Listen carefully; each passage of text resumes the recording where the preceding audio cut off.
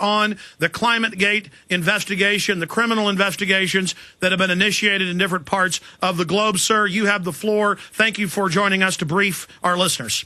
Well, Alex, I'm going to continue with your military metaphor, and I'm going to take a kind of 3-minute time out because I'm going to recite to you now an address which was given by Abraham Lincoln in a reedy voice, holding the paper very close to his face, on the battlefield of Gettysburg. This is what he said. 77 years ago, our fathers brought forth on this continent a new nation, conceived in liberty, and dedicated to the proposition that all men are created equal. Now we are engaged in a great civil war, testing whether that nation or any nation so conceived and so dedicated can long endure. We are met on a great battlefield of that war. We have come to dedicate a portion of that field as a final resting place for those who here gave their lives that that nation might live. It is altogether fitting and proper that we should do this. But in a larger sense, we cannot dedicate, we cannot consecrate, we cannot hallow this ground. The brave men, living and dead, who struggled here, have consecrated it far beyond our poor power to add or detract. The world will little note nor long remember what we say here, but it can never forget what they did here. It is for us, the living, rather, to be dedicated here to the unfinished work which they who fought here have thus far so nobly advanced.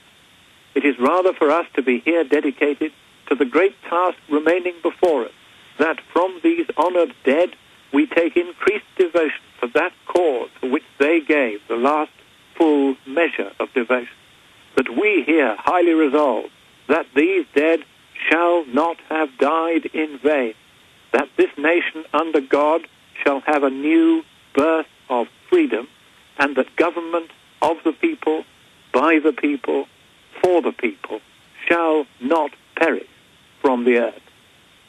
Now that's what he said. And that's what I want to talk about now. Because let us suppose that there is a case for doing something about the climate. There isn't, but let's pretend there is. Let's suppose that even if there was a scientific case, there was an economic case. There isn't, but let's pretend that there is. If we're going to have multilateral action, if we're going to have a global government, then honouring what it was that those gallant men at Gettysburg died for, we want to make sure that that government shall be a government of the people, by the people, for the people. It should be an elected government.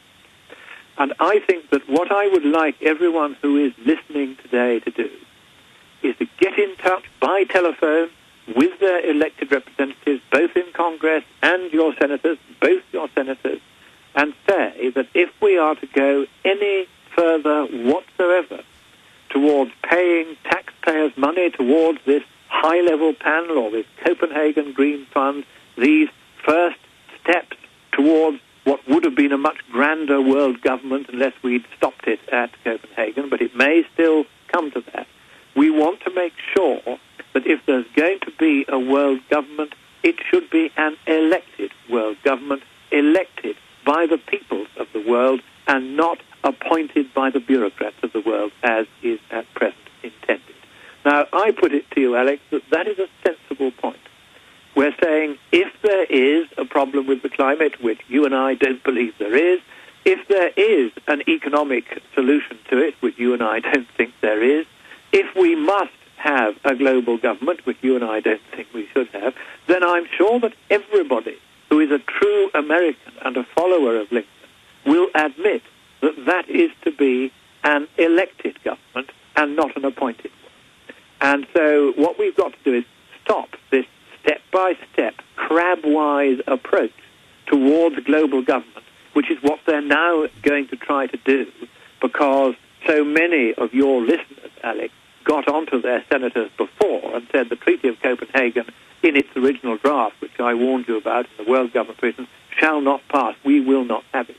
So many of you actually did that the Democrat senators in particular got in touch with President Obama and said, we can't have this. We're not having it. We'll never get it through. We'll never be voted for again if we throw away the democracy for which our people at Gettysburg died, and our people are still dying for it. Our gallant troops now, yours and ours, in Afghanistan and in Iraq.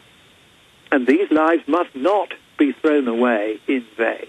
Government of the people, by the people, for the people, that is what the United States is all about.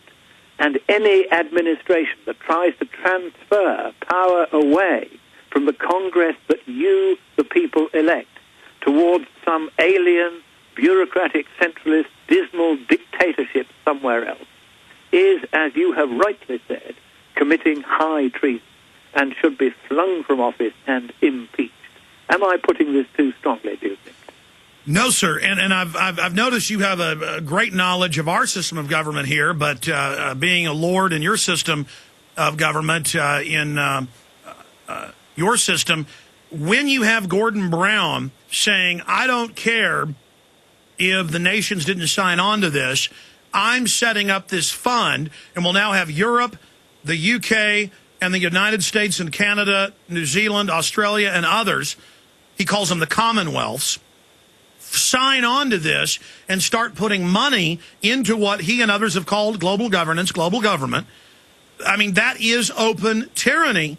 So can you speak to that specifically under your law and our law? And then to have Schwarzenegger, I know you were there, so you're aware of it, all over the news saying, well, I'm just going to have a governor's conference meet that he's calling himself, and I'm going to have a group of mayors meet, and we're going to implement this taxation system even if the Senate won't. And a week before Copenhagen ended, you said they may not get this through, but they are still going to try to implement it through the bureaucracy and through the local governments, so the federal bureaucracies and the local governments. I mean, is that not glaring sedition to have some usurping foreign-born governor running around organizing the states, and then to have Obama, who can't get the Senate to pass it, it looks like, just saying he'll just take money from the Treasury and serve it up to Ban Ki-moon and Maurice Strong? I mean, it's just outrageously, openly fraudulent and criminal. Well, certainly under our Constitution, such as it is, and we don't have a written one like you, no money can be handed away by the government to anyone unless Parliament has authorized it. Now, the trouble is at the moment that our Parliament is a lot of poodles, and they, on both the major parties, and all three of them, the bigger parties, all believe in this climate nonsense.